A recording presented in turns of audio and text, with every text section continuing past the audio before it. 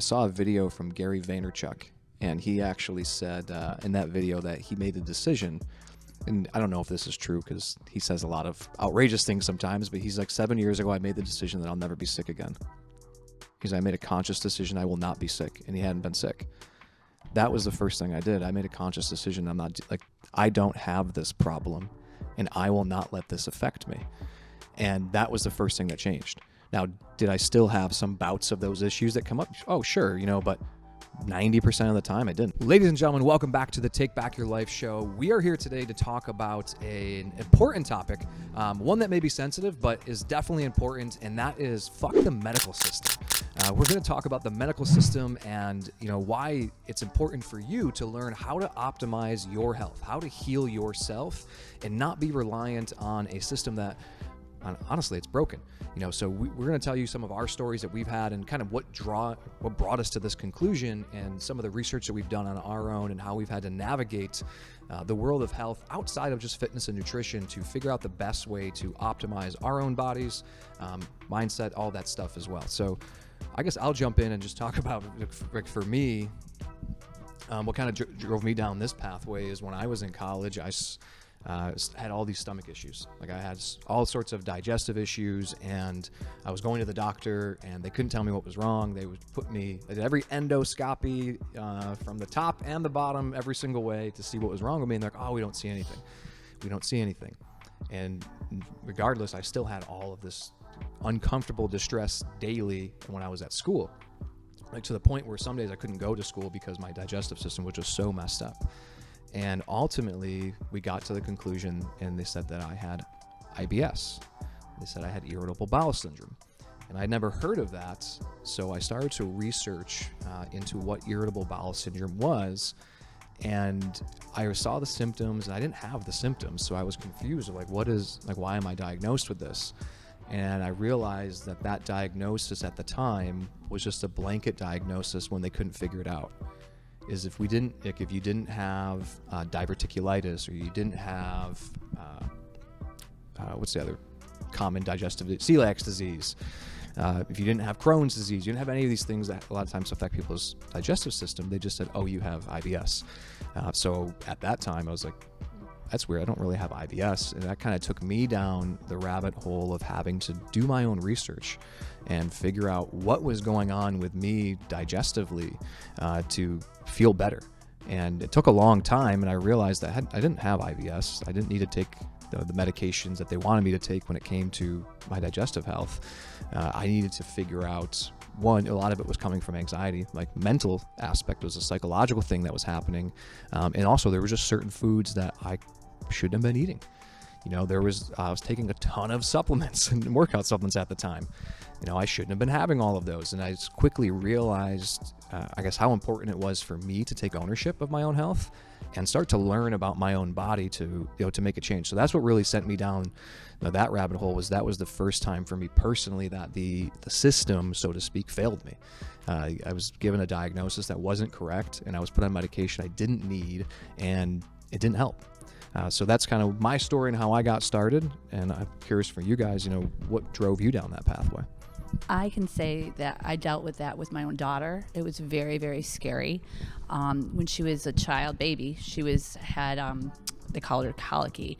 And then as she got older, she would have what I call these bouts where she would be in severe stomach pain, and we didn't know why. And, it would last 4 or 5 days. I kept taking her to the doctor. Finally, her pediatrician said, okay, she's losing some weight this time that she had these bouts. We're going to schedule something up at Upstate. They're going to do scopes or blood work and all sorts of stuff, and scared the crap out of me because they're talking about autoimmune diseases and things like that.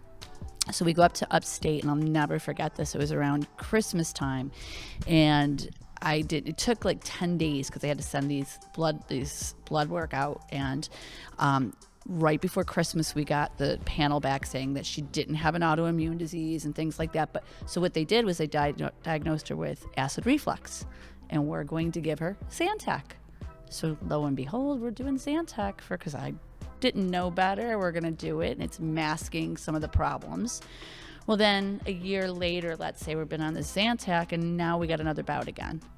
And I'm like, this is ridiculous, because now it's 4 or 5 days. We're in pain. We can't function. So we got into a holistic doctor who's from here. And he looked at her and he said, she's very small. And I said,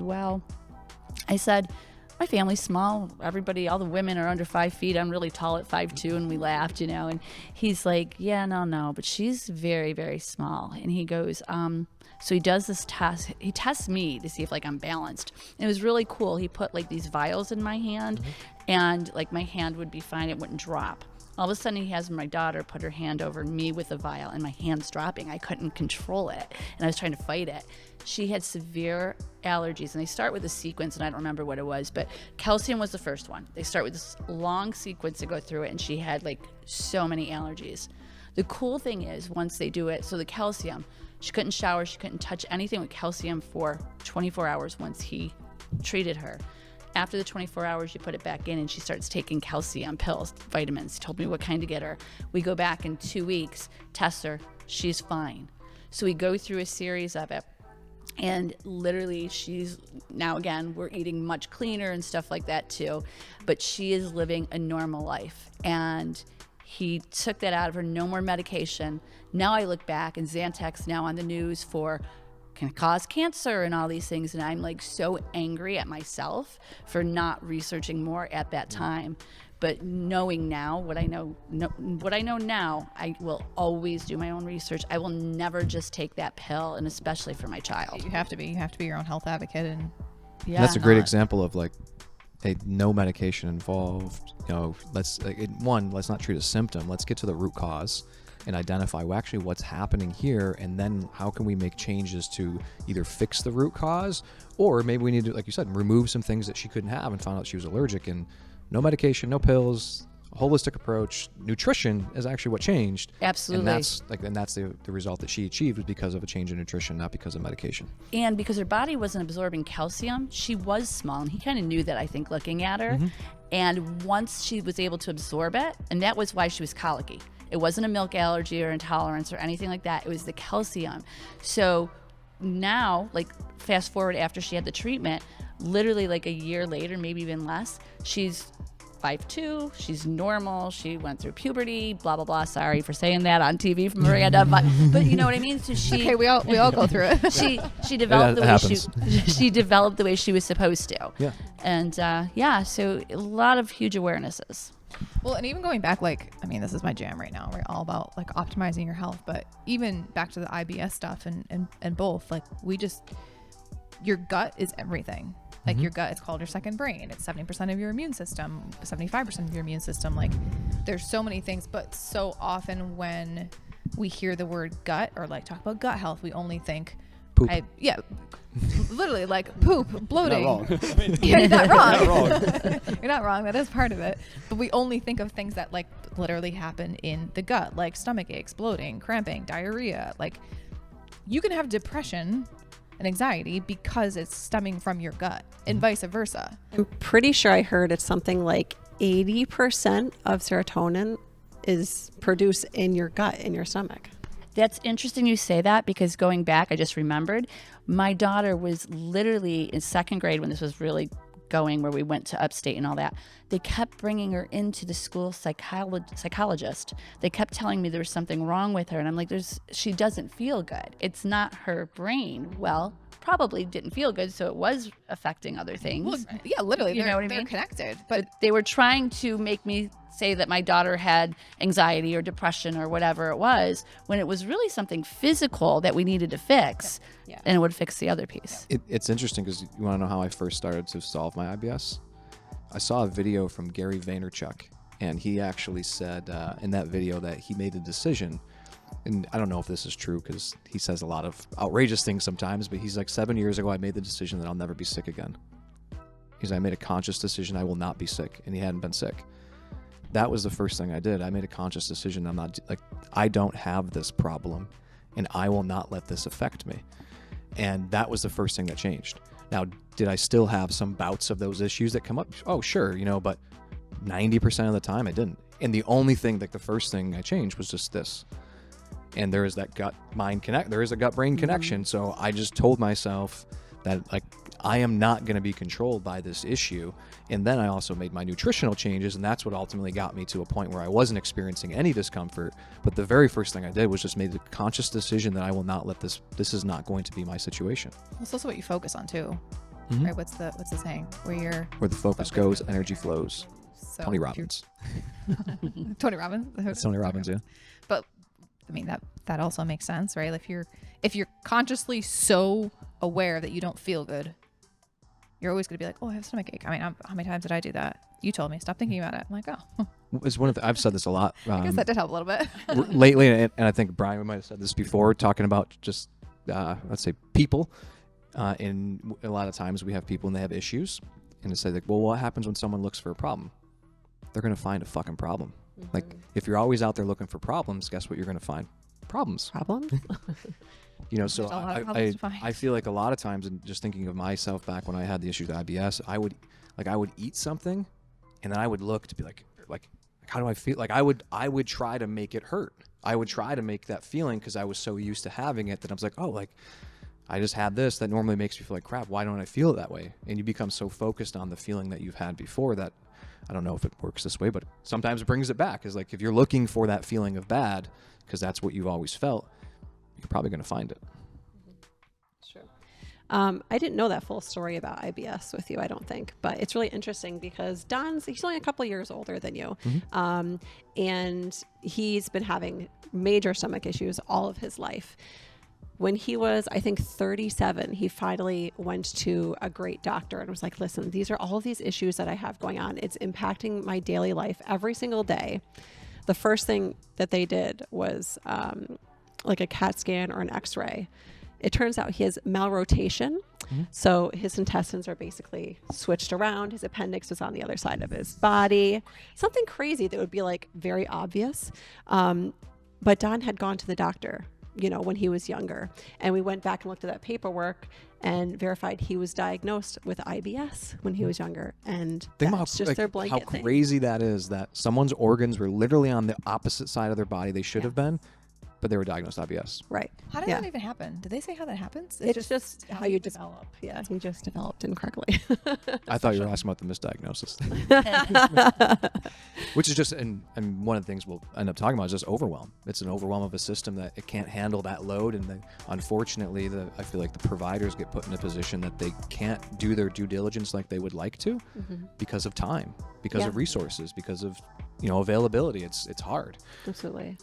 I mean, think about the conversations that we've even had with members here and just our own experiences. Yeah. I mean, they're getting slammed with caseloads and the hours that they're putting in. And it's like, you can't give someone your full attention or the care that they need because you got people waiting for you. You know, it's sad. I have clients that I work with that have to go home and after the session, or that they cancel their session because they have like 20 cases to work on when they get home. It's so backfilled. Yeah. So I definitely have been, in my experience, my doctor at one point did not put enough time into diagnosing me with an issue that I had. So about 5 years ago, I started having what I would kind of call episodes now, where I would have an excruciating headache. I would feel very tight. My heart would start to beat very fast, almost like I had 5 cups of caffeine.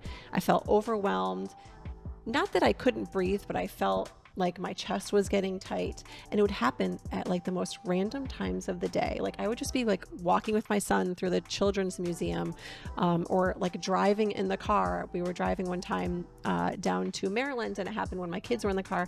I had to pull over at a rest stop for like 45 minutes until like this episode went away. So it went on for a couple of months. So I went to my doctor to try and figure out what was going on. I had a head scan, I had blood work done, I had all kinds of tests within the matter of, I would say, only like 2 weeks time. Everything came back normal. Everything came back, you know, like, Kimberly, you're perfectly healthy. We don't see any issues. Your brain is functioning fine. Everything is good. So I'm like, okay, this is my primary doctor. I go to her after having all this testing done. And she says, okay, so I think what we have to do is prescribe you antidepressants. Yeah, it's crazy, right? I was like, I'm not fucking depressed. Like, I'm having something going on. And she also had spoken at that appointment about possibly doing anti-anxiety. Like, I was probably having anxiety attacks. I'm like, that is not what is going on. So I told her, no, thank you, and walked away from there. Suffered for probably another 2 years, I would say, with these episodes, not figuring out, like, why are these being brought on? So the first thing I did was actually eliminate caffeine from my diet, just because of basic self-research that I did online, linking it to anxiety, increased heart rates. I'm like, okay, like, I really don't need coffee. I'm super lucky. I get like 7 or 8 hours of sleep every night. I do it more out of a habit than anything. So I switched from caffeinated coffee to decaf, and what a change that actually really made in my body. It was crazy. That's a whole separate thing. But so I started making these small changes, started listening to my body more about what was going on. And I noticed that when these episodes came on, I would, I felt like super tight, almost like this. So I would start to lay down and kind of like relax, close my eyes without taking pain medicine, and notice, like, something's going on. It's starting to go away a little bit. Oh, and the other thing I did was I saw a very good chiropractor for over 1.5 years and saw 0 results from that. Turns out it's because it had nothing to do with what was going on. So I started seeing a PT here named Lauren, telling her, like, I really want to get back into action. This is something that is really impacting my life every day. I have to worry about having, these excruciating headaches taking over if I'm driving my children somewhere. It made it so that I couldn't perform tasks as often as I wanted to. I would be sitting at work on a computer, and it was almost like I would lose my focus, and I couldn't really concentrate on what I was doing because of the pain. So I came and saw Lauren. She recommended to me that I started going to a masseuse. She recommended a masseuse. So I started going to this masseuse once every other week. And she would massage my neck muscles. She would work the tension out of my shoulders and the muscles in between my shoulder blades. And my very first appointment, she was like, oh my gosh, she's like, you are so tense. There were like bumps and lumps all over the place in my muscles from all of the tension that I had been holding in there, and I didn't realize it. After going to PT, what am I trying to say? After going to PT with Lauren, I would see her every 2 weeks. I would go to the masseuse every 2 weeks. Within a matter of 2 months, I started to notice a huge difference. It turns out I've just been having this tension been building up. My muscles have not been, properly stretched. I haven't been moving them as much as I should have been moving them. So it was creating these excruciating headaches, which was causing me the anxiety, and the heart palpitations and everything that was going on. It has gotten, I would say, like 95% better. Holy crap. Isn't that crazy? Yeah. That's awesome. Thank you. I've really been working closely with Lauren. I'm going to be able to get back into doing some, more exercising, using my arms. Like I haven't been able to do push-ups for a long time. That's just because it gets me tense like this. Yeah. Talk to Alicia. Huh? Talk to Alicia. Yeah. She's the go-to girl for that. Go Goots. Good goot. Good goot. Mic drop. Yeah. Well, I remember when you did the charity event that one day and you did the overhead Yes. press. You were down and out for It was why? a headache. Absolutely. Yeah. Yeah. It just did something to the muscles in my body. And I did not like it. But it really makes me nervous to think, okay, what if I had just listened to my doctor and jumped on the medicine? Where would I be today? But that's the frustrating part too. It's like, and I don't have the answer for it, but how do we get people to a point where they have the information that you researched? Right. Because not everyone's going to take the time Right. to we've talked about this. But I with our think that's the parents. Like, problem. yeah, but I don't even know how to start. Is that for you Grasping. watching this right now, take the time. Yes. Like really take I think that's it. Like you just need to, like, you have to become an advocate for yourself, like to some degree. So that way, you can ask a knowledgeable question if you do go to the doctor, or if they tell you something, you can actually interpret the information. I may have spent a lot of time at the doctors the last few months with some family health issues, and it's crazy the amount of information that gets delivered to an individual who has no idea what it means, like no concept of how to define these terms or anything, and they're like, oh, here's your packet and it's this large, and there you go. And go sift through all that and figure it out. So I think it is important to do your own research and find, like, I think one of the things I wrote on our board over here for ideas is like making sure that you're getting it from various sources too. Yes. Even the sources that you might not agree with, it's important to look at both sides, because you will find in the middle of all of that stuff is going to be a direction for you to go. Are you going to find the definitive yes or no answer, the perfect answer? No, but you're at least going to find a direction that you can make yourself better with and move towards. Yeah, I think it's going to be one of the biggest things that I really hope people get out of this specific podcast is that we're going to be talking data. We're going to be talking about our experiences. We're going to be talking about things that are going on in the world. But overall, we just want you to do your own research, be your own self-advocate, get out there, and just put everything into your hands, because you are ultimately the one who's in charge of your body, right? So it's super important. And while I still go to that same doctor, I still see her, I am aware that her experience and her knowledge only extends so far. There's only so much that she knows that she can help me with. So it's not necessarily that she was wrong. It's the healthcare system that is fucked up. And that is the issue there. It's so interesting that there's not many teams. Like, it's just the one sole provider. Like, it would be so nice if there were places that had. So there is. What is the name of that? huge I'm sure there hospital? are. Rochester. Rochester has a big Rochester, but there's a huge clinic out in, is it Ohio? Cleveland? Well, the Cleveland Clinic. Yeah. Well, I'm thinking of something different. Is concierge medicine, because I think, unfortunately, I think the fallout of what we're seeing in the medical system is that you're going to have a new level of medical care called concierge medicine that's available, and you can look this up and see what it entails, where you're paying for that care. Yes. And you're going to have people who have the means to pay for high levels of care, and they will get it. And unfortunately, we end up in the same cycle where the middle and lower class individuals who can't afford that care get the same lower level of care and do not have the same quality of life. And these new, let's say, medical treatments or whatever it's going to be almost become unreachable for some. There's other types of care too. I can't think of what the name of this one is. I do believe you see it a lot in religious communities where you can actually get together as a family group, and you can have a network of doctors that basically you and a certain number of families pay for. Like I think the Amish do that. I'm not sure. Yeah, but when we were at Tony Robbins, actually, we met our doctor. What was his name? The couple we met, and he was telling me. So he was an orthopedic surgeon. Miami as well, I remember. It's actually interesting insight of, like, he was an orthopedic surgeon, and he was talking about insurance companies and how, for some people, like, so he does a lot of knee surgeries, and for the cost of knee surgeries, and he was saying he has lots of people who come from Canada down, and they pay cash for a knee surgery.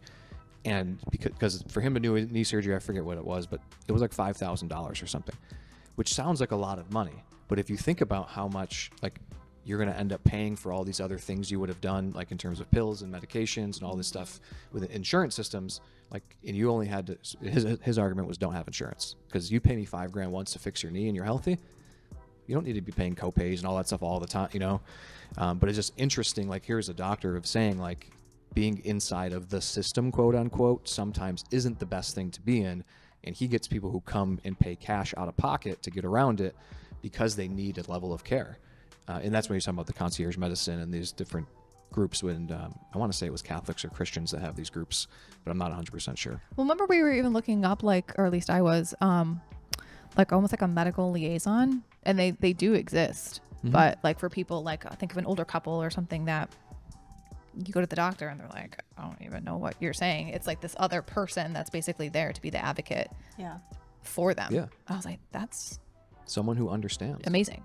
Well, think about it too. When you're going to the doctor for yourself or even for your child or whatever, you're listening, but sometimes you're like, oh my God, what are they really saying? Or you're so nervous that it's something very wrong that you're not really comprehending everything. So it's really important to have somebody else there so that they can actually hear what maybe you're not hearing or absorbing. Yeah, and they can ask the extra questions, because I know there's been many times, we've been to the doctors and something's going on and you leave and you're like, no, wait, like, now I've had time to think about it. Like, I do have a bunch of questions, but you don't think about those when you're there in person. Yeah. I've been, that's been an interesting thing. So I've been working with a naturopathic doctor and paying out of pocket for it since insurance doesn't cover it, but she is so accessible. Like, I can message her at any point. I talked to her multiple times throughout the course of the week. I'm like, how cool is that? Because That's awesome. you try to call your doctor, and again, because they're just bombarded, Mm-hmm. you're probably not going to get a call back. Right. Then the time is limited. And I'm like, oh my God, I can literally message her Sunday night at 8 p.m. and she responds. I'm like, this is great. But not everyone either knows that this is an option or can't afford it because it's not through insurance, and it's just sad. But even so, going back to insurance, like we pay all these premiums, and yet, like my daughter had surgery, foot surgery. If I didn't have additional surgery because it happened in a gymnastics meet and they covered it, right, the other half, I would have been paying half out of pocket for, and we pay so much a month premium, you know, those premiums, it doesn't cover anything. Like even like when she goes for her, what is it? Her skin. What the heck is it called? Dermatologist. Thank you. Dermatologist. Like half of it's covered. And I'm like, why am I getting these bills? Dentist, same thing. Yeah. I'm like, why do I pay these premiums and then I'm still paying? You know, the dermatologist pissed me off because, side note. Here we go. We're in trouble. Because right before our wedding, I got like adult acne. Like when I started working in the emergency room, I was working like 13-hour shifts. I don't know if it's because you were just like greasy from working. I don't know. But I started getting such bad acne. And then it was leading up to our wedding. And I'm like, I'm getting rid of this acne. So I went to a dermatologist and they threw me on spirulactone. And I was on that because they're like, well, they said it was hormonal acne and that there was nothing that I could do about it until I got older and my hormones started to shift naturally, it would go away. So here's spirulactone. They put everyone, literally everyone on that. They tried to put my daughter. I said, no, forever. And then again, she finally went one time without me and got it. And then I'm talking to my friend. Now, my friend is my age, in her 50s. She is on it for her hormones. Are you kidding me? Is that a steroid? It's It's a hormonal pill. it's a diuretic, It's but a at a diuretic. low dose, it treats acne. Oh, okay. Correct me if I'm wrong on that. So it's a diuretic, and the side effect is that it treats acne. Because that's what happens, right? See, is we start treating So now that's the new thing: is we treat your symptom with a medication, and the side effect is that, Yeah. like, you see all the medical weight loss, medical supervised weight loss. Yep. If you don't know what that is, we're going to prescribe you seizure medication. We're going to prescribe you antidepressants. We're going to prescribe you all these medications that the side effect is weight loss. But we're giving you stuff that is not supposed to be taken by someone who doesn't have the actual disease or issue. It's just so frustrating because there is a reason why something is happening. And I ended up taking it because it was right before the wedding. And I was at I'm like, my face is not looking like this before the wedding. Sure. Second the wedding was over, I went off of it. And I went back and they're like, yeah, there's nothing you can do. And I was like, F you, I'm not taking it. I love I how fucking took a probiotic face cream and I think my face looks pretty good. it does. Looks That's fantastic. all it had to be. And obviously I changed some stuff nutritionally too, but Yeah. you know how many people are not going to question that and they're just going to continue to take it? Yeah.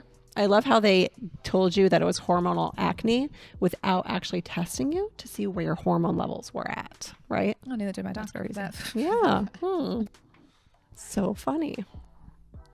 I just get too annoyed with it. I get fired up about it. I know. So many things. Oh, Well, like man. thinking about, you brought it up, Ryan, medication for weight loss, right? So I used to work for a company, and lo and behold, on the news, they're closing all their locations. Why? Because of being prescribed medications that are for other things, diabetes, but people are losing weight. So now somebody going in to be healthy and do what they should, like eat 3 balanced meals and 2 snacks a day, are not doing that because they're able to take a pill and do it the easy way. No, I don't know what kind of side effects. I'm sure there's got to be side effects, right? If you're taking diabetes medicine and you don't have diabetes, right? Well, and that's where you take the other one. And it's interesting. So my brother's a pharmacist, and I asked him last night because we knew we were doing this today. And in the pharmacy world, I forget what they call it, but there is a cocktail that he's like, most of America is on this cocktail. So we needed an opiate to make us feel good. So think of like Vicodin to make you feel good. Benzodiazepine or Xanax to bring down your anxiety. But then you might get tired from those, so we need Adderall to pick you up to make you feel good. and that you can operate during the day, and at night, because you can't sleep, we'll give you an Ambien and you go to bed. And he was like, when he was working in pharmacy and retail, he's like, you would not believe the number of people that are on all of those. And I'm sure there's someone listening here that is on all of those right now. And it's like, hey, we give you one thing to treat the symptom that you're experiencing, but the side effect is this.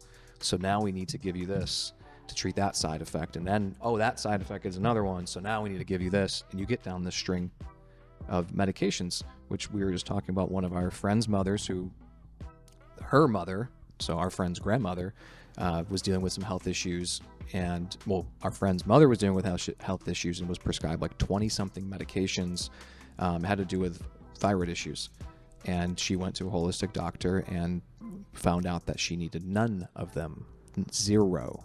She was removed from 20 medications. Oh my God. Okay, so first of all, yes. so many things. A great cocktail for that, for our recipe for cocktail, is just protein, carb, fat, and some magnesium to put you to sleep. Like, there's a cocktail for you. But what was I going to say with the medication? Oh, so that's also a thing with blood work, is like, most of the standard blood work, they're just looking at normal ranges, but there's a difference between normal ranges and optimal ranges. So when your stuff came back normal for your headaches or whatever, you still have symptoms. So even if you're normal, they're not looking at optimal where you actually should be, which is for most cases very, like, much lower than what the normal ranges are. So it's like, you can still come back with normal labs, but if you still have the symptoms, there's still something wrong. Yes. And people will just be like, oh, well, I don't know, like, you know, the doctor for so many years have told me all my blood work's normal, you know, but I still have X, Y, and Z. It's like, you have to get to the root cause. You have to keep asking. You have to keep digging. You have to be your own health advocate. And it's a lot of work. It is a lot of work. And I think that's a main reason why a lot of people just bend to taking 20 different medications, or just, you know, relying on whatever it is that their doctor told them. Yes, we should be able to trust our doctors. We should be able to lean on them for information, but they can honestly only know so much. You know, there's only so much they've been trained on to deal with. My son Ansel, when he was 2 years old, he was diagnosed with Lyme disease. No idea how he got it, but 2 things happened. So the first thing that happened was I brought him to his doctor. He had telltale red circles all around his body. When I first saw it, I was kind of like, that could be ringworm. He's got something going on, because they were started out small. But then they started to expand over his body over the next 2 or 3 days. So I brought him into the doctor. She told me he was having an allergic reaction and sent me home. And I was That's like, the classic sign of Lyme. Lyme. It is. Yes. I was like, how can that be? Like, in the moment, I was like, yes. Okay. Yeah. Okay. Like, I'll give him Benadryl. Got home and I'm thinking about it. I'm like, no, like, that's not what is going on. So the very next morning I called them and I told them I want him to be tested for Lyme disease. They told me they had to wait another 2 days because of Insurance. Probably. Yes, I agree with you. But because of, like, there had to be a certain amount of time of when he got the Lyme disease in order for them to test it, in order for them to have a possible positive result. So by the time they did the test, which is another 2 days later, it came back positive in all levels of his body. So basically the way they do the Lyme testing, and I'm not 100% with the specifics, but they can test certain levels of, like, how much is in your muscle, how much is in your fat, how much is, you know, like, in everything in your body. He came back very high levels on everything, which scared the shit out of me, because a member of my family had Lyme disease, and she got it when she was young, misdiagnosed. She really suffers from lifelong issues with it. So knowing that, I was like, okay, I'm going to do my own research and make sure that, you know, how we treat him is how it should be treated. So the second part of it is, we got the positive test. I spoke with his doctor about what should happen. And she said he should go on antibiotics for 3 to 5 days. I'm like, no, like, what I read online based off of the research of people, you know, who have had Lyme disease, from Lyme disease doctors, is that he should actually be on it for 3 to 5 weeks because of the levels that came back positive in his body. And she's like, she basically said, okay, well, I don't know. I'm going to refer you to a Lyme disease doctor in Syracuse. So we went out to the Lyme disease specialist in Syracuse, and sure enough, they prescribed him with 5 weeks of antibiotics, which now also kind of scares me, knowing it could have ruined, like his young gut health. But since then we've, worked to fix if that did negate anything. But I'm thinking, like, what if I had listened to the doctor and not, I just gave him Benadryl. It's crazy because I feel like we put people in the white coat way up top. Yes. And again, it's like it's not against the individual, because you can't No. expect that individual to know everything. It's impossible. There's so much information, which is why it's so important to do your own due diligence. But one of the things that I've learned and used now in these conversations, because I said, like, the insurance thing, Yes. is, and if you're listening, you can use this if you go to a doctor and something going on, is you tell your doctor this and say, I would like that if you could please provide us with every care option possible, regardless of if insurance covers it. I would like to be made aware of every potential treatment option, so that way my family can make the decision that is best for us. Because it should be up to the family to decide if they want to, because you can pay out of pocket to get treated if you wanted to. Just, they might tell you can't. Yes, you can. Yes, you can. You do not need to have insurance. You do not need to use insurance. You can pay for things. And there's always a way. So you can find someone. And if you ask that question, like, now they're going to give you every treatment option. And you have to continuously repeat that question with every new doctor you see in every different department. But that's how you can find all of the answers. And then you can go, like Kim did, your own research, and here's what I have as options. Now I can make the best decision. Well, even we didn't talk about the birth control stuff yet, but like, I know this is going to go way longer than we thought. yeah. But giving people the option to go on birth control or not, like, at least, again, this is just my experience. I was not educated on any other option. I was just told, take birth control. I didn't know any better at the time. My mom also didn't know any better at the time. And that was the solution. Where now, literally 30 years later, well, 20 years later, I can look back and be like, there were so many more options. And not even, like, I was also misdiagnosed. Like, so also what you gave me the birth control for. Yeah. Yeah. Like, just so much. So like you said, like, them doing their diligence, like, it's funny because when it comes down to us, like, holding someone in a white coat, like, up so high, like, on that pedestal, like, the only time we question them is, like, when we get a bill that's outrageous. Not when we get prescribed, like, 16 different medications. If we're paying a $25 copay instead of our prescribed $15 copay, that's when we pick up the phone and make that call. So when it comes down to those little dollars and cents, we question it. But when it comes down to something that alters our body, like, for a lifelong period, like, they went to school for this, they know what they're doing, we're good. I remember when I had my daughter, I did not want anything, like, I didn't want medication for the birth or anything like that. So I was very adamant. My doctor knew it going in, and they did induce me because I was 2 weeks overdue. So I was induced. All of a sudden I was there like a few hours, and I'm like, they're like, oh, you're not really moving. And I was starting to get in a lot of pain, a lot of contractions. So I was like, so what is that thing that isn't going to numb me, but it makes me feel like I had a couple beers? That's the way they described it, right? So they go, oh, it's called Stadol. It's just a shot. It's going to relax you. Probably the best thing I did, because I'm not a relaxed person. I was checking the monitor and all that stuff. So they gave me the shot, but I hated the way I felt. I couldn't, like, lift my head. Mm-hmm. But literally, like, in 45 minutes, I had her. So anyway, after that was the only medication, wore right off. I was fine. The next day, the doctor comes in and goes, I know you don't want any medication, but you have got to take, like, Motrin. You have to take this. I'm making you take 2 Motrin every 4 hours because I don't know why. So I, like, was like, I'm not taking this. So I would throw it, like, in my bag, because I'm not going to check my bags. And I pretended I took it. And I was like, that's it. I'm not taking this Motrin. But they just want to give you medication. They wanted me to have the epidural. They wanted me to do that stuff. There was no freaking way. I literally walked out of the hospital 24 hours later. I was running up and downstairs doing laundry. I was watching the Super Bowl. I'm like, I am not doing what you want me to do and being in pain. Like, if I had the epidural, who knows what the side effects. One of my girlfriends said that too. She was very adamant on going completely natural for her first. That was her first, so she didn't have anything to compare it to. But she did say, like, same thing. I would say within a week or so, she was like, I feel great. Like, she thought that because she didn't have the medication, that she was just a healthier person afterwards. And I was like, yeah, I mean, I would like to try to go natural. I don't know. I was working out, not like I worked out heavy, but I was working out like a week later. I was cautious. I made sure I didn't, like, overeat. Like it wasn't a free for all. You know, my doctor said, 300 additional calories a day once you're kind of like after your 3 months.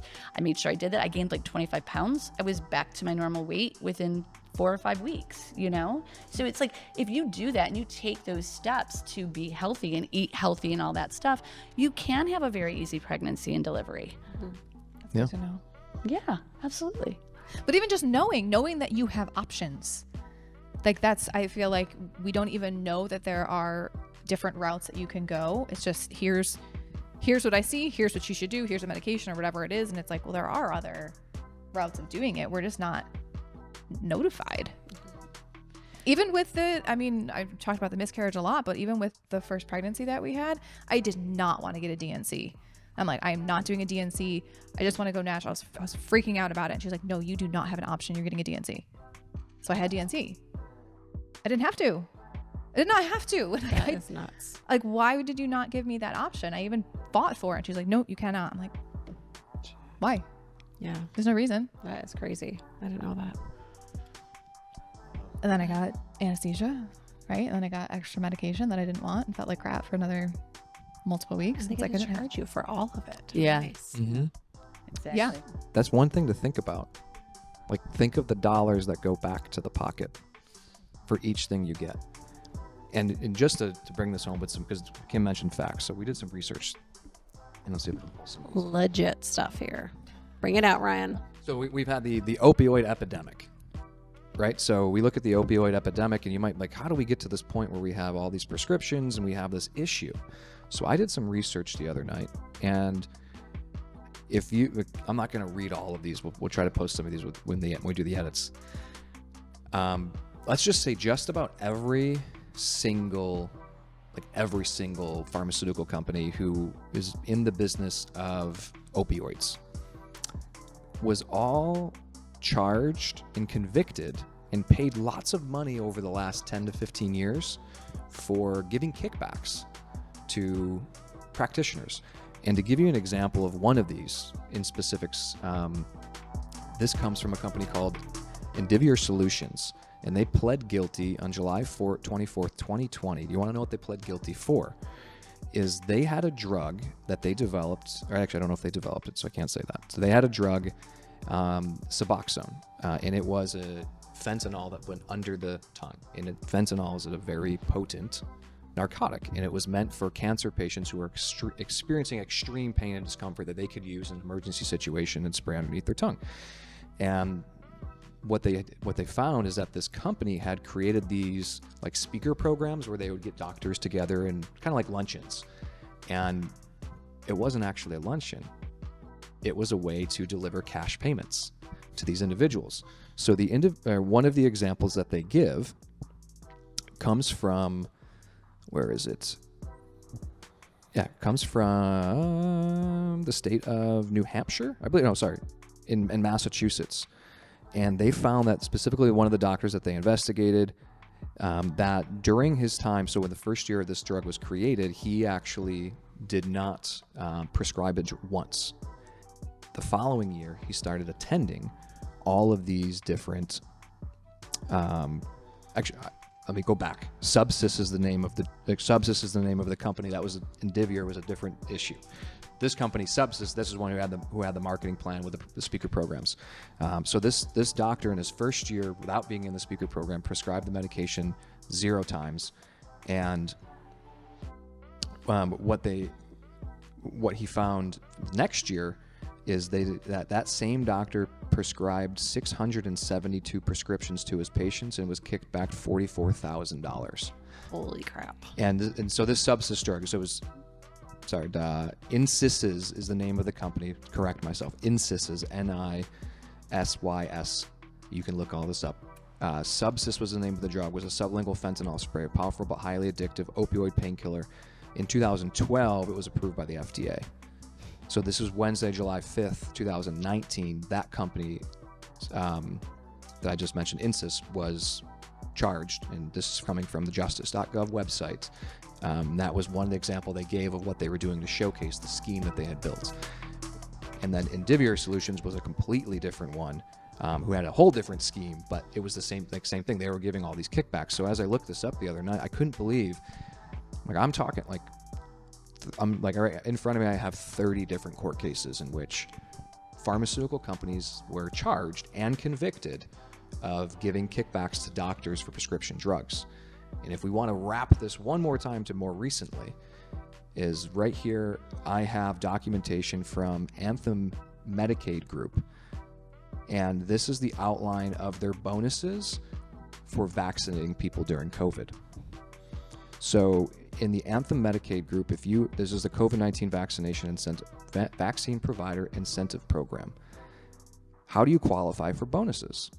When 30% of your members are vaccinated, you get $20 bonus per vaccinated member. When 75% of the Anthem members are vaccinated, you get $125 per vaccinated member. Wow. Is it a wonder why things were pushed so heavily in specific areas who maybe had a company like this? And this is Anthem Blue Cross Blue Shield, who is giving these incentives kickback. And yes, this is actually like a document from them. This is not an online blog or someone's forum. Wasn't a TikTok or a Instagram we saw. So going back to being an advocate, you can look these things up. Like, that's what's so crazy to me, especially with what we just went through with all the medical stuff that happened these last few years. Is like, this information is readily available. And like my brother, who loves all this research stuff, like he watches the congressional hearings of everything that's happening, Like in full, like 5-6 hour long hearings, and he'll like send me little clips of notes. It's crazy the stuff that they're talking about. Like, it's so crazy, like blatantly admitting like unlawful actions around like very important medical stuff. Like, I mean, we were all alive the last few years, at least I think everyone watching this was alive the last few years. Little kids probably shouldn't be watching this. Well, think about the people that lost their jobs because they didn't get vaccinated. Oh yeah. I mean, like, so you think of the ramifications of something like that, and again, we're told one message and I just got to go do it, and everyone just goes and does it without ever questioning it. It's so important to look into some of these things and identify what's the best thing for you. Like, what's the risk benefit ratio, and what's best for your situation. Going back to Christina's point about like the DNC or, getting medication, like, if you don't want it, you do not have to do it. Yes. Like, if you don't feel like it's best for you, you do not have to be convinced or strong-armed to doing something just because someone told you that's what they want you to do. Well, that's what I feel so bad for. I mean, luckily we were in a situation where we were forced to get vaccinated, but there's so many women that I talk to that were in their reproductive years that were forced to either quit their job or get vaccinated. And I'm like, you have no clue what this potentially could do to your reproductive system. Like, I look at the research. There's lots of research on that already. Yeah, what it did to their reproductive system, because it happened. Yep. There were many stillbirths. There were many reproductive issues with women's periods being off, their cycles being off, their cycles completely stopping. Putting them into menopause. Yeah. Yes. We personally know people that just suddenly... Oh my God, that was two off the top of my head. Suddenly went into menopause after a booster or after something, and again, if you're listening to this and you don't believe these things, like, don't believe me. Go look for yourself, because it's more important that you see it than you believe the words that we say. Yeah. And when you do your research, do all of your research. And I say that because during COVID, I was having a conversation with a family member about my research that I did, because I'm a scientist. But I was basically telling her why I was not going to bow down to the vaccine mandates, and I didn't want to have my family vaccinated, my kids and I vaccinated or done. And she was on the other side of it saying, no, the government and, our places of work and the police officers and everyone is saying that we should be vaccinated. If we want to end COVID, like, we should all get vaccinated. And I said, look at this research. Yeah. Look at this research that I found online. And I would tell her about it. And she would say, yeah, but, like, those companies that are doing that, this is a really good company. And I said, okay, company A, go and look up that company and see who they're being funded by. Okay. Because all of those people are being also funded by people who are making more money off of this vaccine. You have to like look deeper into the research too, because you can't just look at a business and say, Group A is a reliable company. They're what should I say? Non-for-profit. Well, okay, look and see who they're being funded by, because those people are making a shit ton of money off of everything that they're, supporting and enforcing. So, And the food industry too. Oh, It's yeah. not- It's all, So like all industries. one of those congressional hearings, I remember seeing a clip from that, and they said, Senator, whatever, I don't know who it was, Senator so-and-so, last year, Pfizer donated $400 million to your campaign. Do you think that's a conflict of interest? And his response had nothing, he didn't even answer the question. He just started arguing about a completely different point that had nothing to do with that question, and completely deflected it. But those are important questions to ask. And like Kim said, like, just look at follow the money. Like, even when you look up research articles, like, oh, there's this research study. They can be flawed as well. Like, I'm sorry, they can. I have another one on here from an opioid company who they actually, like, when I looked at these lawsuits, they got in trouble because they falsified their data in the safety of the medication. They lied about the safety of the medication to be able to get it to be mass produced more quickly. Like, so, and there was studies to back up what they claimed, but they falsified the studies. So if you look at these research studies and you go down into the bottom sections and we look at all the references, you can find out who funded it. And it becomes comical, honestly, when you look at it and you realize that it's just a circle. Is this person says this, and they have a study about it to prove what they said, and that study is funded by a company, and that company has a board member who's over here, and that board member is this person's brother. Like, that's how it works. How convenient. I think bottom line, like, even though there's a lot of doomsday talk, like, I think you have so much power that sometimes we take for granted, I think, or don't even know that we have. Like, do your research and optimize your health. I mean, that's my personal, like, huge thing that I'm about right now. It's like, you have the ability to do things to optimize your health. And sure, are there going to be scenarios where, yes, you do need medication or you need this intervention? Of course there are. I'm not saying that that's not important. Yeah, that's not our point. Right. But like, try to do the best of your ability. Like, even, with all the miscarriage stuff that we've been going through, it's like, even just, oh my God, when did I have that conversation? A couple months ago now. I don't even remember what it was in relation to, but the doctor called me back and said, if you can go on this birth control. This is literally just a couple months ago. You can go on birth control to get your period back. That's what it was, because my period's been like so out of whack. And literally I was like, what? Like, do you know how we got here in the first place? And you're going to tell me to go back on birth control to solve the issue? Yeah. What? Crazy. Like, oh my God, it took everything in me not to like murder her through the phone. I'm sure. But it's just, When you figure out how to do that, let me know. That's going to be really scary. but it's like, you have the ability. Even I was just talking to someone the other day, and like this other girl is trying to get pregnant, and she's having issues getting pregnant. She's going to a fertility clinic, and this fertility clinic has really great statistics of getting you pregnant. And they have basically a formula.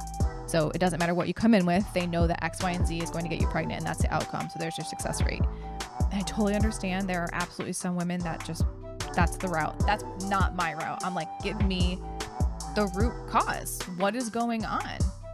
Is it taking longer? Perhaps. But I'm going to be my body is going to be better optimized versus just throwing more stuff at it to fix it. Like, you're getting the outcome, but the outcome is happening from a very different place. Let's I have one last doomsday thing, just in case anyone, because I feel like people don't know about these things. They don't. In case you didn't know, on April 18th, 2023, the United States Food and Drug Administration, the US FDA, announced that the benevolent Moderna, Pfizer, BioNTech COVID-19 vaccines are no longer authorized for use in the United States. Just in case anyone was wondering. Why would they do that? I don't know. I don't know. But again, you don't jump to a conclusion from that, but you can at least ask questions about it. And those are the type of questions to ask when you go in somewhere. Going back to the whole thing we've been talking about, of being your advocate, is how can you gather data points to make your own conclusion?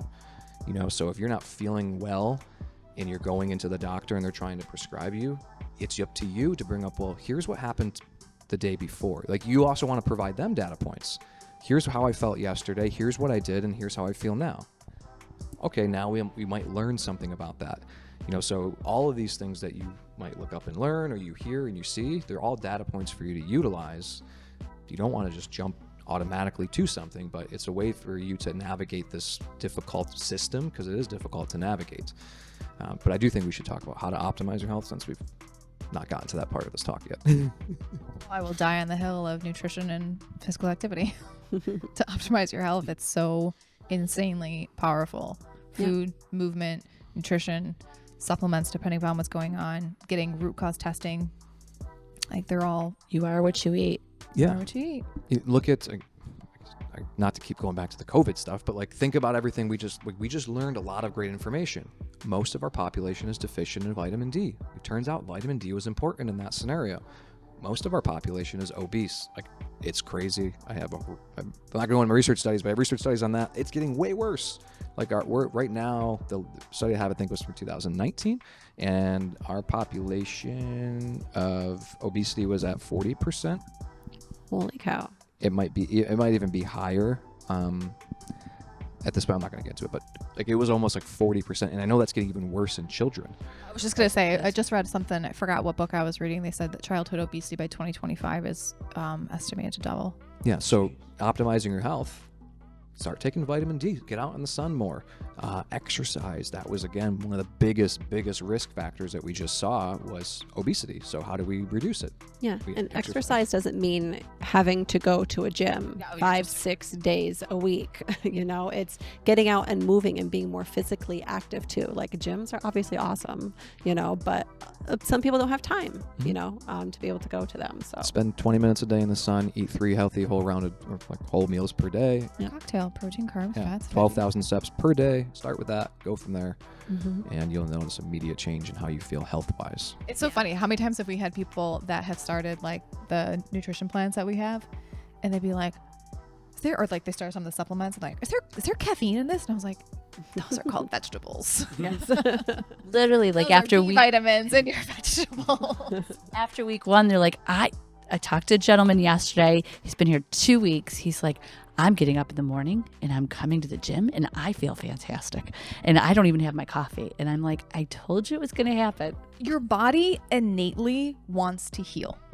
Like, it wants to be in a homeostasis balance. It fights to be there. We do so many things consciously and subconsciously, because we're not educated, that push it further out of balance. But if you start to understand, and that's what I'm super passionate about, helping specifically women understand, like, the symptoms that you're having is just your body's way of talking. You just don't understand the language. It's like talking to you in Mandarin and you're like, I don't know what it means. Let me just keep shoving garbage in it to make it stop, or not eating, right? Or like whatever it is. And it's like, if you understand the language, you understand what your body is trying to tell you, you can do the things to bring it back into, like, it wants to heal, and it's resilient. We just talked about double lung transplants, and like, it's success. Like, it's so resilient, but you have to give it the things that it needs to fuel the healing process. Yep. Go listen to my talk yesterday. Transformative Nutrition, 12 o'clock. Facebook. Just did a whole talk on it. I think another thing too around that, like, optimizing your health, going back to, I like to go to the mindset area. Like, it starts here, in kind of how you think. And one of the, like, my favorite book of all time, completely changed my life, was As a Man Thinketh. And as a man thinketh, so he should be. Just, if you think of that line, think of it for yourself. Like, your brain, like, if you think of your mind as a garden, and you want to continuously water it with good things, and you want to continuously pluck the weeds. And if you don't tend to garden, what happens? It gets overrun with weeds. And just to kind of show the impact of your mind on things, I was at a conference last weekend, and a woman spoke, Dr. Gabrielle Lyon. If you look her up, she's an amazing individual, very knowledgeable in alternative health field. It's not a normal, I'd say, medical system where she operates in. And one of the things that she was talking about was our current societal interpretation of stress. And we're always told that stress is bad, and like, it's this negative thing. And trust me, there's negative stress. Like, it's true. But a lot of the way you think about it can be, that can affect you as well. And she was using, there's a study that they did, and I believe it was with maids in a hotel industry. And just to show you the impact of how you think about something. And they had 2 different groups of them. So they split them up into 2 groups. And the first group, they told them at work that, hey, what you're doing here, the activity you're doing, all the work you're doing in the rooms, like, it's so great for your health. Like, it's going to make you healthier because you're active. Like, it's going to, like, it's really, really great. Like, keep up the great work. And they put posters in the break room, all of these things celebrating the activity they did at work and how it will promote them to become healthier. Now, group number 2, they did the opposite. They told them that they needed to go do more. They needed to go do extra stuff outside of here. Like, what they're doing at work's not enough for their health. They need to take all this extra time. And then they put these posters up, the same thing. So they have 2 different perspectives about how their work affects their health. Now, no one did anything except tell them those things. Group number 1, the follow-up measurement, improved all of their health markers. Nothing changed. The only thing that was, and then group number 2, they all decreased their health markers. Wow. The only thing that was different between the 2 groups was the message they were told. And there's a whole nother study if you want to get into that stuff, where you go and they do they have a college classroom, and they're going to have a substitute teacher that comes in and teaches that day. And they give half the class like a bio of the teacher. That half, the first half of the class, the bio that they have, paints the teacher as a very positive individual. He's a great teacher. He works with the students very closely, creates a great impact in their lives. The other half of the class, their bio they had of the teacher was like, he's cold, he's abrasive, he's rude. Like, it was very negative. They all went through the same exact classroom setting together. At the end of the class, and they interviewed all the students. Hands down, the people who had the negative bio all said the class was horrible. The people who had the positive bio thought the class was great, just because it was what you were told. Yeah. You know, so like that, going back to my story and going like with the IBS stuff, is like the power of your mind is very, very powerful in terms of how it affects your body. And to Christina's point, your body is speaking to your mind when it gives you those symptoms. And it's your job to interpret those symptoms the best that you can and listen to it. And if you don't have the answer, then to bring it to someone or to go and research. And don't go and WebMD and look at all your symptoms and find your crazy illness, you know, but you can use that information. They're all data points. Yeah. It's interesting too, because it really makes you think about like who you're surrounding yourself with and what you're surrounding yourself Well, that's with. a whole nother thing. Yeah. It is, absolutely. But The 5 people you're surrounding yourself with will determine who you are. yeah, I believe it. Audit your circle and get ready and press delete, delete, delete, delete. Yep. That was another one actually from last conference, is open up your phone right now. If you're sitting with your phone, open up your text messages. Look at the last 10 people that you text messaged. If they are not, however you would define success, if they're not more, if there's not at least 3 that are more successful than you, or someone that you can learn from, let's say that, you're not growing. You're not getting better in terms of the importance of your circle and developing yourself and looking for new ways and getting new ideas and exposing yourself to new opportunities. Very, very important. My uncle used to say to me as a little girl, make sure you're always hanging around with people that are smarter than you. That's how you get smarter. Mm-hmm. And if you pick beans, be the best bean picker you can be. If you're the smartest person in the room, that's not the right room for you to be in. Kirk Evans just said that was his favorite quote. Mm-hmm. It's a good thing we all hang out together. I'm just saying. It's law of exposure. You get into different rooms, you see different things, you can't unsee it. And that's how you learn that's how you learn new ways. You know, I think, not to go too big in terms of mine, but a lot of times people get caught in their own, everyone has their own world view and how you view the world. I hate to break it to you, that's not how it is. Like, it's your reality, but it's not everyone's reality. Everyone else has their own reality. So the more you expose yourself to a wide variety of individuals and different backgrounds and different accolades or whatever, you're going to learn a whole new slew of perspectives. And that's going to give you new data points and new knowledge to be able to apply to things like health, fitness, wealth, whatever it's going to be. And also look at that with an open mind. Whatever you're researching or talking to, right? So the mindset aspect, because if you're going in and you're looking for that's wrong, then that's not also helping you as an individual. So be open-minded to it and then kind of filter of what your belief is. Mm-hmm. Yeah, every person has their own reality, regardless of if you like it or not. That's what they believe. Yep. And it's not your place to tell them whether it's right or wrong. Mm-hmm. You can learn from it, but have an open mind with it. True. Good goods. Gagoot. Gagoot. And anything else that we'd like to add in closing remarks of optimizing your health and escaping that system or not getting stuck in it? I could go for another hour about it, but I mean, bottom line, just be curious. Ask questions. Yeah. Yeah. Ask questions. Be curious. Understand that there's more than, I got to find a new line to say, but there's more than one way to skin a cat. Like you can get to the outcome multiple. I think there's 7. 7 Seven. ways. Kill 2 birds with 1 stone. I don't know. I got to come up with something that's not like It's just killing things. murder. Yeah. What's it saying? If it doesn't seem right, it's not right, but it's a different way to say it. I mean, that's just it. Like if you take something and you go, Looks like shit, smells like shit, probably shit. yeah, there you go. If it just doesn't seem right, then take it, like you said, absorb it, walk away and get another opinion or research something different. Get as much as you can, and then you'll know in your heart like what's right and what you need to do. There's so many things that we do that we don't want to do, but we thought that was the only way. And don't be afraid to take the time to like put your health first, you know, like it could be a little time consuming going to doctor's appointments or suffering with whatever it is you're suffering with until you get the proper diagnosis. But like know that like in the end, it will make you happy to get the proper diagnosis, to get the proper treatment that you need. Like I think health equals time and time equals health.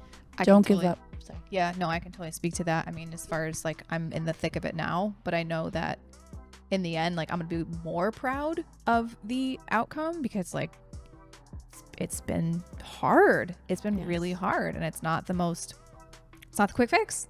Nope. But also knowing that I took the time to do this for my body and for our health and my family, like I'm more proud of it, even though it takes a long time. And even if the goal that you have envisioned for your process doesn't come to fruition, there are other things that have happened that will lead you to a healthier and more active life for the rest of your life. And that ultimately is the goal. And so many things I've learned about Yes. myself and things that as a coach I now get to bring to other women. And that's like, if that's the only thing that comes out of this process, that's huge. Yeah.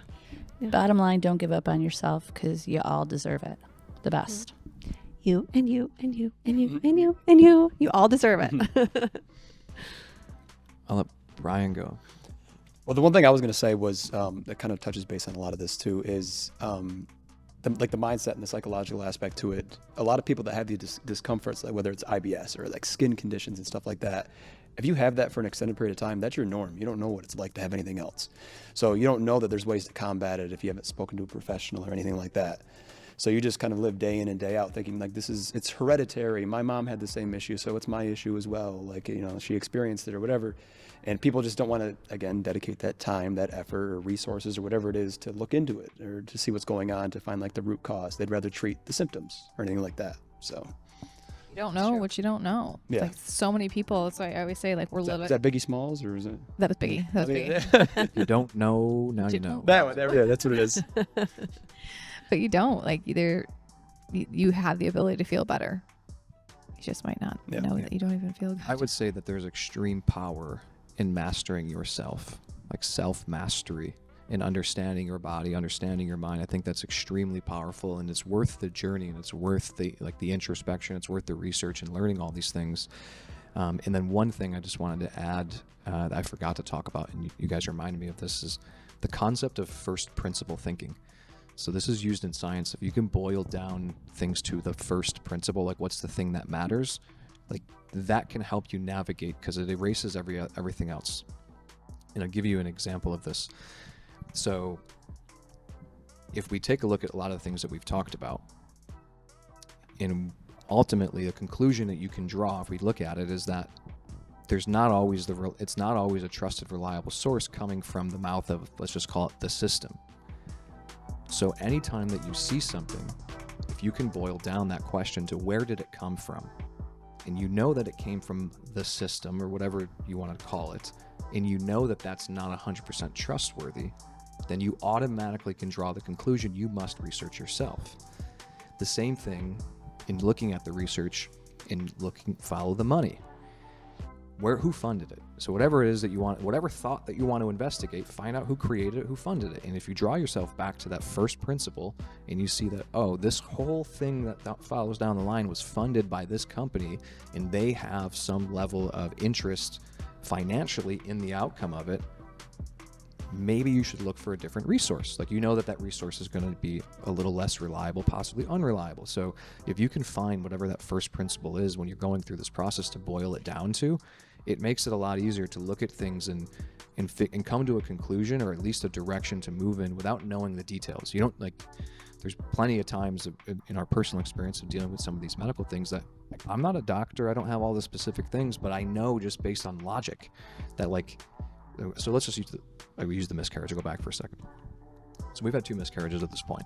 They've both occurred around the same exact point in time, meaning was it 6 weeks and 2 days, 6 weeks and 3 days, right? I don't need to know anything about having a baby, but I would probably look at what happens at that time and let's investigate that, right? Like, But they wouldn't even test it. but they won't. But that's the thing. The system won't even do that. Like, they will not even investigate. So the first time we had one, they said, oh, after 1 we wait till 2, and after 2 they said, oh, we wait till 3. That's how full of shit they are, in case you didn't know. So this is why you want to do your own research.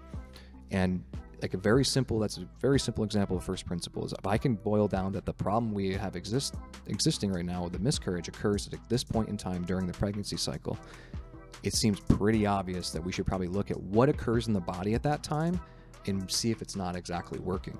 And it's funny because the medical system refused, number one, to do it and never gave us an answer. But by going through alternative measures, we have found an answer in the root cause and can now address it. So don't allow yourself to get caught up in someone telling you that they can't do it or won't do it. There is a way to go find it. But you have to find, like, how can you boil it down to what's that one thing that you can start to look at? And you don't need to know deep science to figure that out. And that's my spiel. Anything else? No, that's it. All right, guys. That's a wrap on the medical system and how to optimize your life. Hopefully this has been valuable for you. If there's anything that you would like to learn more about, if you want to learn more about these topics and like us to talk deeper on them, let us know in the comments of the videos. Like, that's how we can get more ideas from you and continue to provide value for the stuff that you want to learn more about and that you can actually use in your life.